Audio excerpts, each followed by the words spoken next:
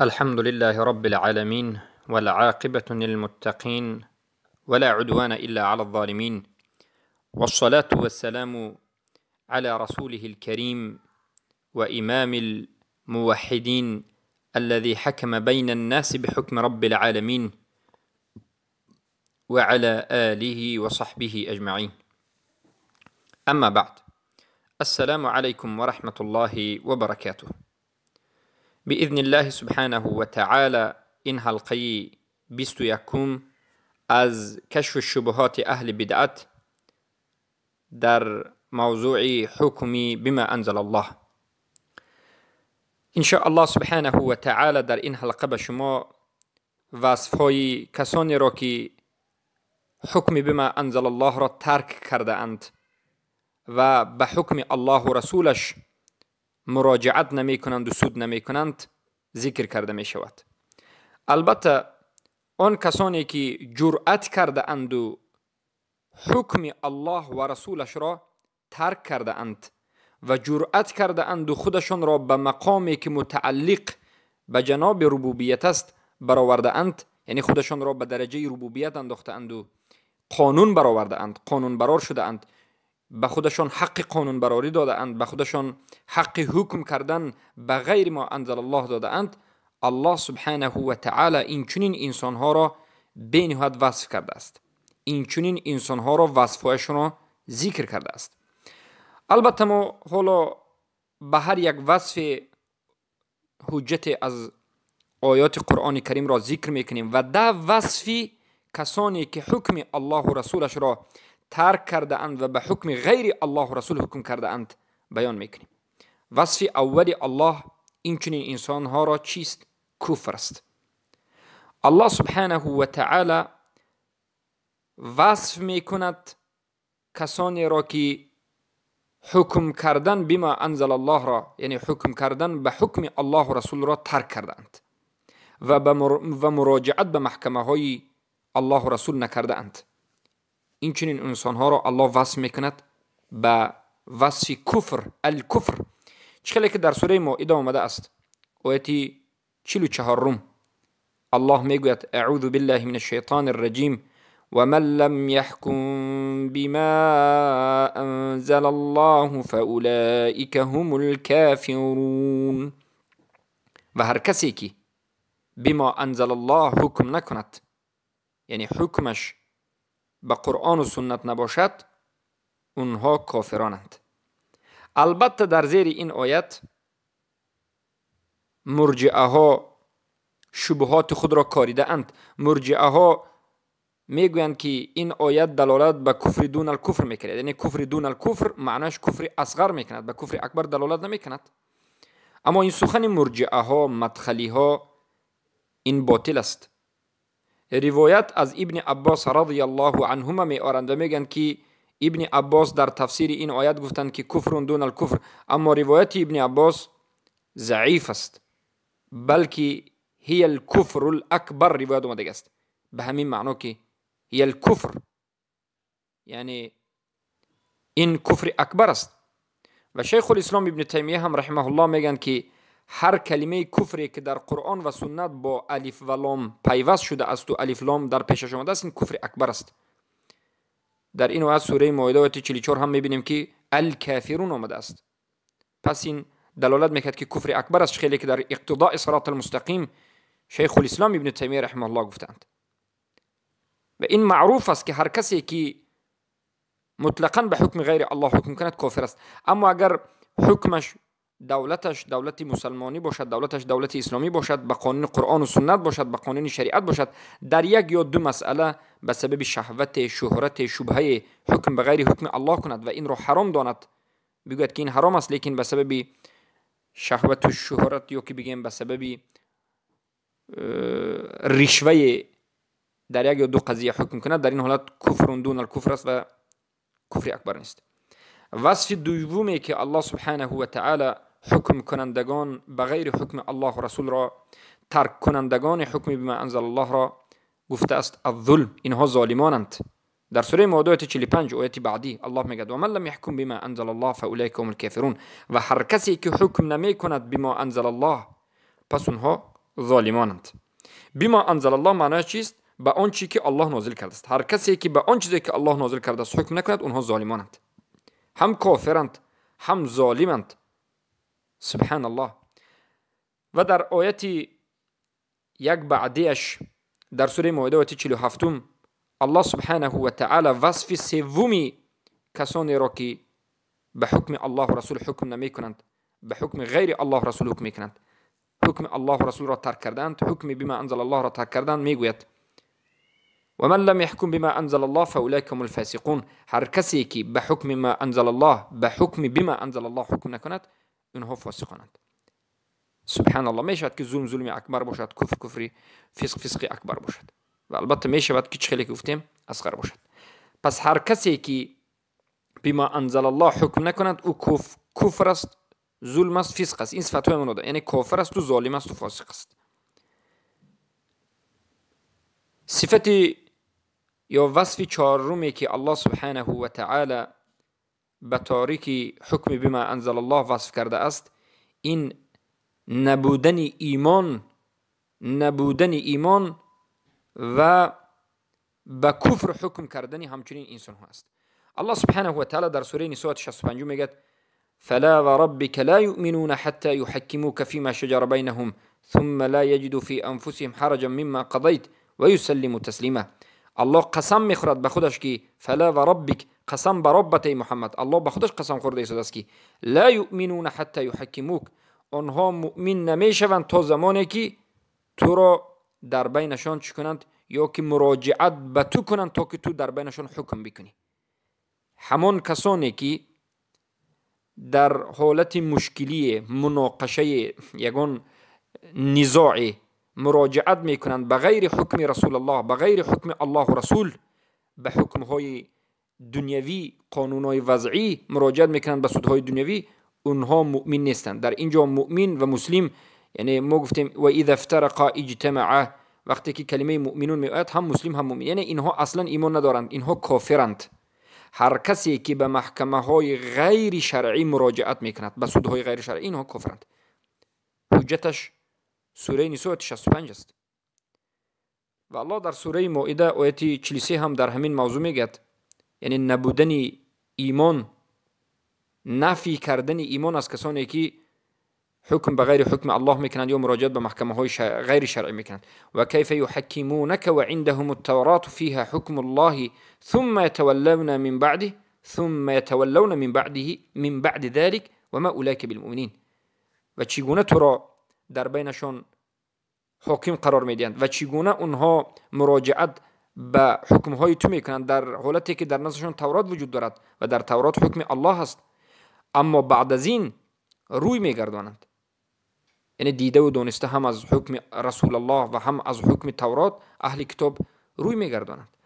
اهل کتاب نه فقط از رسول اکرم صلی الله علیه و بلکه از کتاب خودشان هم روی گرداندند، دیده و دانسته، فهمیده. و ما اولئک بالمؤمنین، اونها مؤمن نیستند، یعنی اونها مسلمان ها نیستند، اونها کافرند به سبب اینکه از حکم الله سبحانه و تعالی روی گرداندند، یعنی به حکم الله کرده حکم نکردند. در سوره نور آیه 47 الله میگه ثم يتولى فريق منهم من بعد ذلك وما اولئك بالمؤمنین.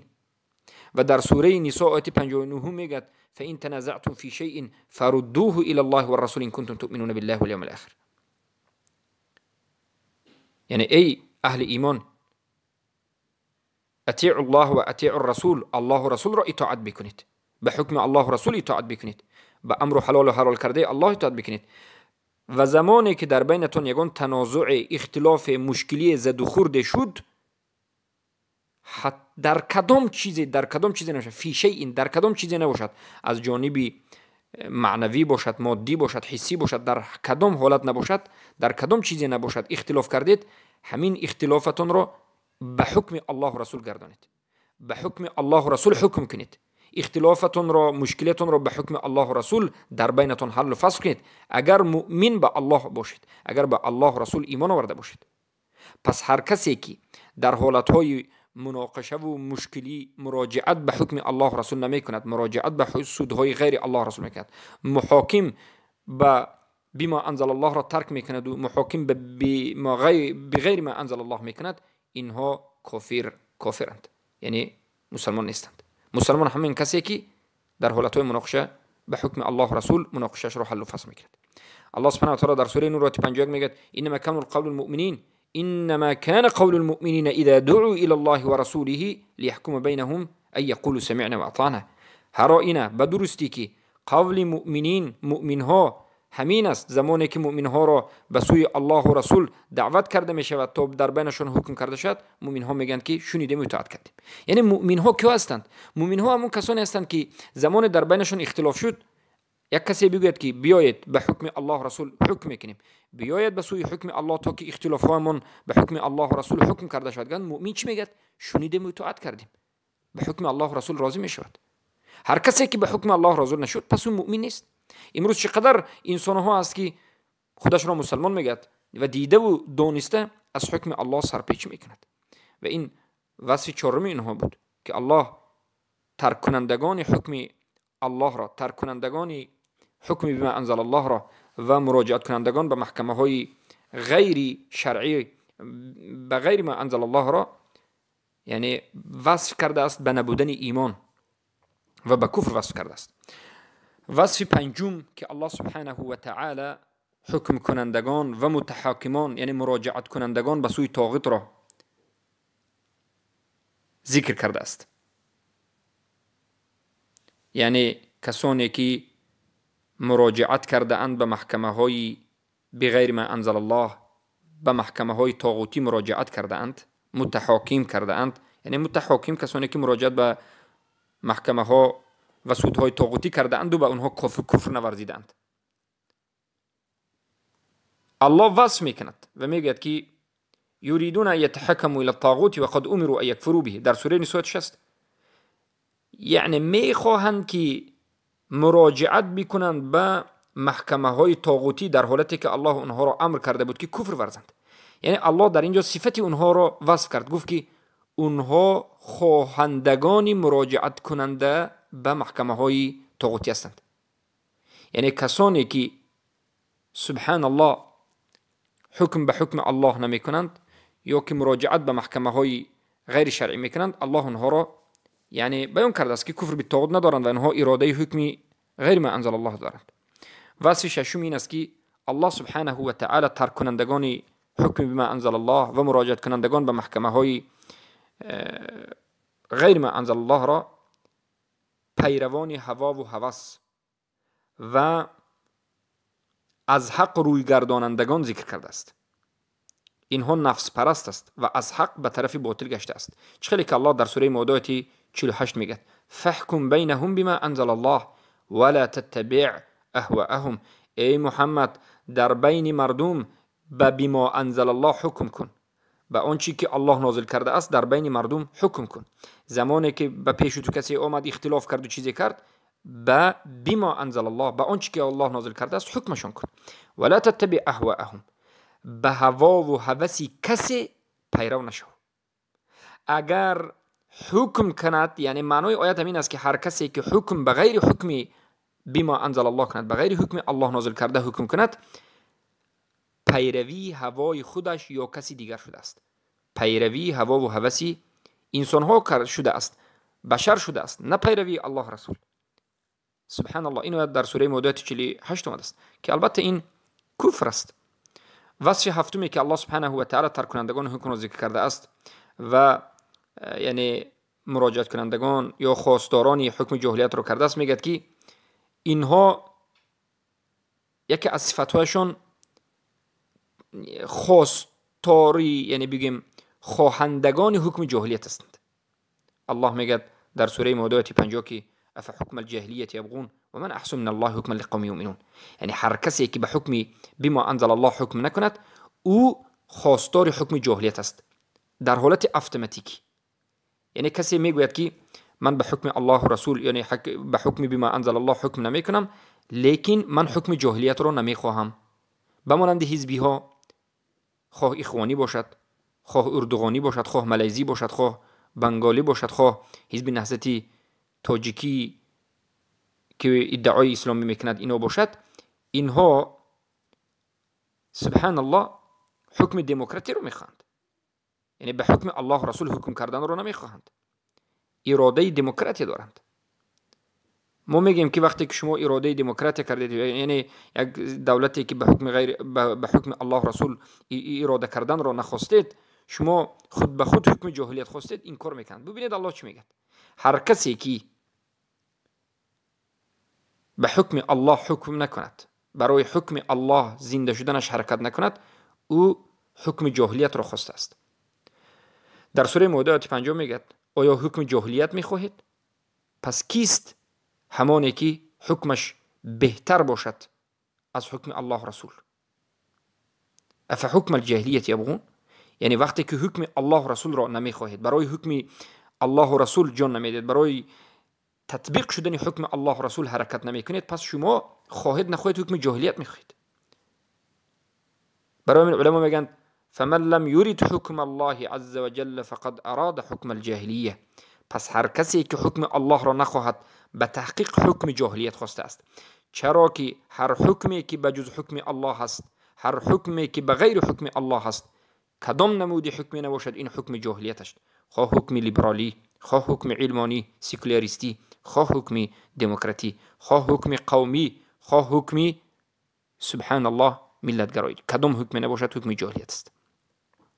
وصف هشتمی که الله سبحانه و تعالی ترک کنندگان حکمی بما انزل الله را و مراجعت کنندگان محکمه های غیر شرعی و محکمه های شرکی را، طاغوتی را بیان کرده است، این النفاق است. سبحانه و تعالی در سوره نساء آیه 61 میگوید که: و اذا قیل لهم تعالوا الى ما انزل الله و الى الرسول رأیت المنافقین یصدون عنك صدودا. زمانی که و اذا قیل لهم، زمانی که به آنها گفته می شود که بیایید به سوی حکم الله نازل کرده، به سوی حکم رسول الله صلی الله علیه وسلم، منافقا را میبینی که یصدون عنک صدودا، از تو انسان ها را میدارند و خودشون را هم میدارند. یعنی کسانی که به حکم الله رسول حکم کردن نمیخواهند، کسانی که به سوی حکم الله رسول دعوت نمیکنند، کسایی که از دعوت شدن به سوی حکم الله رسول میترسند، کسایی که از زنده شدن حکم الله رسول میترسند، کسانی که این موضوع را نمیخواهند، کسانی حرکتشون به حکم غیر الله رسول است، کسانی که حرکتشون برای تطبیق حکم غیر الله رسول است. سبحان الله، کسایی که این حکم الله مهم نیست میگن اینها نفاقند، اینها منافقانند و نفاق دارند، نفاقشون نفاق اکبر است. پس نهمین وصفی که الله سبحانه و تعالی ترک کنندگان حکم بما انزل الله و مراجعت کنندگان به محکمه های طاغوتی را ذکر کرده است، این مریضی قلب آنها و شک داشتن آنها و گمانشان نسبت الله بد بودن است. یک چند صفت را الله جمع میکند. کسانی که به حکم الله حکم نمیکنند، اونها قلبشان مریض است، قلبشان سالم نیست، در قلبشان نسبت الله و رسول دین شک دارند. و البته این چنین انسان ها، کسانی که حکم بما انزل الله نمی کنند یا حکمشان بغیر ما انزل الله است، یا اراده و حرکت برای تطبیق حکم بغیر ما انزل الله می کنند، یا که مراجعت به محکمه های غیر الله رسول می کنند، اینها شک در دین دارند، اینها گمانشان نسبت الله بد است. والعیاذ بالله، چقدر صفت های بد است که در سوره نور آیه 50 الله میگه: افی قلوبهم مرض ام ارتابوا ام یخافون ان یحیف الله علیهم و رسوله. او در قلبهایشان مریضی وجود دارد، یا که شک دارند، یا که میترسند که سبحان الله ان یحیف الله علیهم و رسوله. وصف دهمی که الله سبحانه و تعالی نسبت ترک کنندگان حکم بما انزل الله وصف کرده است، نسبت کسانی که مراجعت به محکمه های طاغوتی سودی دنیوی کردن وصف کرده است، این الشرک است. از همه وصف معروف اینها این شرک است. الله سبحانه و تعالی میگوید در سوره کهف آیه 26: ولا یشرک فی حکمه احد. در حکم الله کسی را شریک قرار ندهید. یعنی هر کسی که به حکم غیر الله حکم میکند، نیت حکم کردن به حکم غیر الله دارد، اراده حکم غیر الله دارد، برای تطبیق شدن حکم غیر الله حرکت میکند و میکوشد، پس او در حکم الله کسی دیگری را شرک کرده است. حکمی همان حکمی که به غیر حکم الله برای تطبیقش حرکت کرد، همون را شریک قرار داده است. البته یک دو دیگر وصف را الله کرده است. حالا به خاطر رسید این وصف 11 این است که هر کسی که به حکم بما انزل الله حکم نمی کند و مراجعت به حکم الله و رسول نمی کند، الله سبحانه و تعالی گفته است که اینها مقلدین کفار و مشرکین هستند. اینها تقلید به کفار و مشرکین میکنند. بله همین چنین است و این صفت را الله به ما در قرآن 1400 سال پیش بیان کرد و امروز ما میبینیم. پس رب العباد از این بندگانش با خبر است. الله از همه حرکت ما با خبر است، میداند، میبیند. امروز هم میبینیم که کسانی که اراده حکمی غیر الله و رسول دارند، اینها به نهایت تقلید شدید به کفار و مشرکین کردند. الله در سوره بقره 172 میگه و اذا قیل لهم اتبعوا ما انزل الله قالوا بل نتبع ما الفینا علیه آباءنا. زمانی که به آنها گفته میشد که بیایید پیرو شوید به آن چیزی که الله نازل کرده است، به قرآن و سنت میگویند بلکه ما پیرو میشیم به آن چیزی که از پدرانمون یافتیم. ما پدر بزرگ داشتیم، پدر داشتیم، بابا داشتیم، به پدرمون پیرو میشیم والعیاذ بالله. ما پیشوا داشتیم، ما ملا داشتیم، به ملا پیرو میشیم، به پدر، به مادر، به بابا و آچه، به پیشوا. البته این همه تقلید به کفار است و این کفر است. و 12مین صفتی که ترک کنندگان حکم الله و مراجعت کنندگان به حکم طاغوت دارند و الله این چنین وصف را کرده است، این اعراض است، روی گردانیدن از دین است. اعراض کردن. در سوره نور آیه 48 الله سبحانه و تعالی میگه و اذا دعوا الى الله و رسوله لیحکم بینهم اذا فریق منهم معرضون. و زمانی که آنها را دعوت کرده می شود به سوی الله و رسولش تا که در بینشان به حکم الله و رسول حکم نمایند، در همین زمان فرقه از آنها معرضون، اعراض می کنند، روی می گردانند. یعنی زمانی که یک عده از انسانها را زمانی که دعوت کرده می شود که بیایید تا که این اختلافهای شما را به حکم الله رسول حکم بکنیم، بیایید این زندگی ما به حکم الله رسول و در زیر حکم الله رسول باشد، بیایید تا که یک جایه برای تطبیق حکم الله رسول کوشش بکنیم، بیایید از اون جانب شرک که است به جانب توحید برای تطبیق حکم غیر الله حرکت نکنید، بیایید تا که حکم الله را زنده بکنیم. میگویند یک عده از انسانها از انمین دعوت اعراض میکنند، از این دعوت سرکشی میکنند، راضی نمیشوند، میگن نه شما خودتون حکم الله را زنده بکنید، ما کارمون دیگر است. والعیاذ بالله. این اعراض است، کفر اعراض است. چخیلی که ابن القیم الجوزی میگن، علمای اهل سنت و جماعت میگن که کفر 6 قسم است یا 6 نمود دارد، 6 نوع است. کفر التکذیب، کفر الجهد، کفر الشک، کفر الاعراض والایباء والتولی، کفر الامتناع و کفر الجهل والتقلید. و یکی از همون نمودش کفر اعراض است. سبحان الله. پس همه این وصفهای کسی هست که حکم الله و رسولش را ترک میکند، حکم کردن به کتاب الله و به سنت رسولش محمد صلی الله علیه وسلم را ترک میکند، یا که مراجعت به محکمه های طاغوتی میکنند. پس این مسائل بینهایت بزرگ است. حکم کردن به حکم الله و رسولش و مراجعت کردن به محکمه های الله و رسولش. بارک الله فیکم. این از توحید ربوبیت است و یکی از رکنهای توحید ربوبیت است.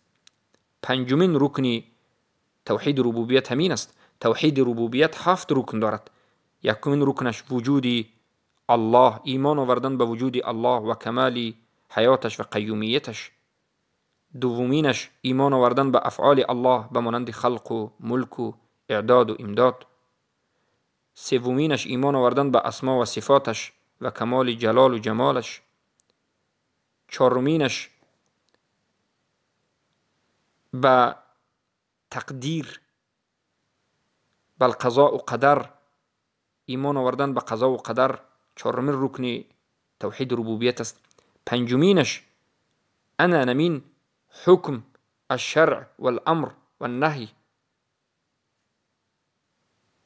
این رکن توحید ربوبیت است که کسی که در همین حکم کردن باید به حکم الله و رسول حکم کند و حکم به بما انزل الله نکرد، یا که مراجعت به محکمه های الله و رسول نکرد، متحاکم به بما انزل الله نکرد، رکن توحید ربوبیتش نابود شد.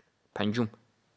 من باب فایده بگیم ششمین رکن توحید ربوبیت این ایمان آوردن به این که الله یگانه تنها خودش رسولان را، انبیا را، ملائکه ها را فرستاده است و البته کتاب ها را نازل کرده است. ملائکه ها را از آسمان به نزد رسولانش و انبیا فرستاده است. و هفتمین رکنش این است که ایمان آوردن به این که الله سبحانه و تعالی انسان ها را میراند و تنها خودش زنده میکند و تنها خودش حساب میکند و تنها خودش انسان ها را به جنت یا به نار تقسیم میکند. بارک الله فیکم و حیاکم الله بیاکم. پس با همین این حلقه را به پایان میرسانیم و باذن الله سبحانه و تعالی در حلقه آینده باز موضوع دیگری را و جدیدی را به شما بیان خواهیم کرد. اللهم علمنا مما ينفعنا وينفعنا مما علمتنا إنك أنت العليم الحكيم.